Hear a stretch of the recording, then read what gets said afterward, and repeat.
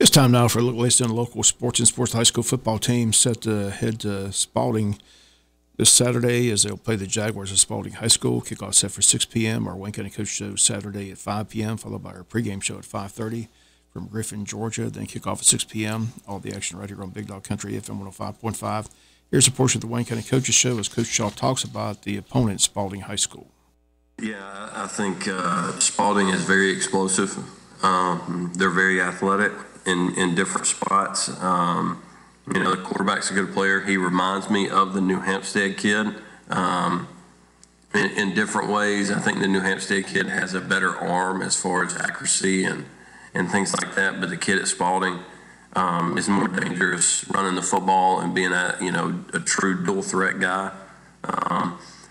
An athletic big receiver. Again, I don't think he's as good as number 2 was from New Hampstead, but he's another really good player.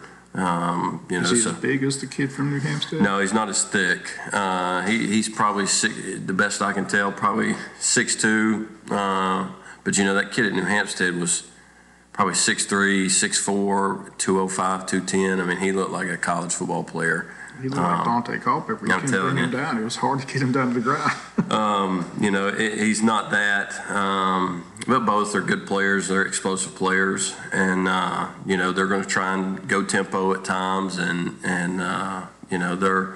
they do a good job in what they do. That region is a lot of people spread the ball out and throw it a bunch of times, and that's kind of what their region's known for.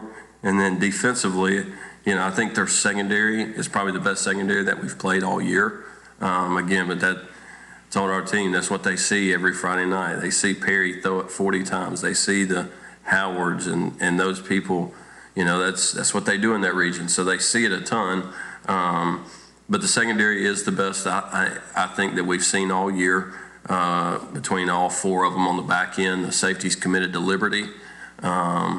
And then the other corner, he's got like App State and some other schools like that that's on him. Secondary-wise, again, very athletic. Defensive line, linebacker level, we've seen some within our schedule. We've seen some pretty good fronts. I mean, we've seen some really good defensive linemen. We've seen some really good linebackers throughout our season this year. We feel confident, going into this thing about what we like to do and our brand of football. So they certainly do a good job. They're undefeated for a reason. They're a good football team, but everybody's good now, right? I mean, it's the playoff times. Everybody's good.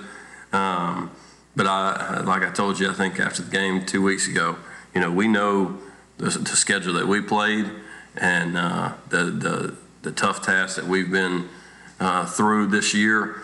And, the players know, the coaches know, everybody in our program knows when you put on the helmet for Wayne County, you're supposed to win the ball game. And that's the belief. And I don't care where you're seated. I don't care what your regular season record is. You can throw all that out the window come playoff football time. So I like where we're at. I thought we've had 2 really good weeks of practice, and now it's time to go play. And you can catch all Coach Shaw's comments this Saturday afternoon on the Coaches Show at 5 o'clock. Tickets for Saturday's game available on GoFan.com.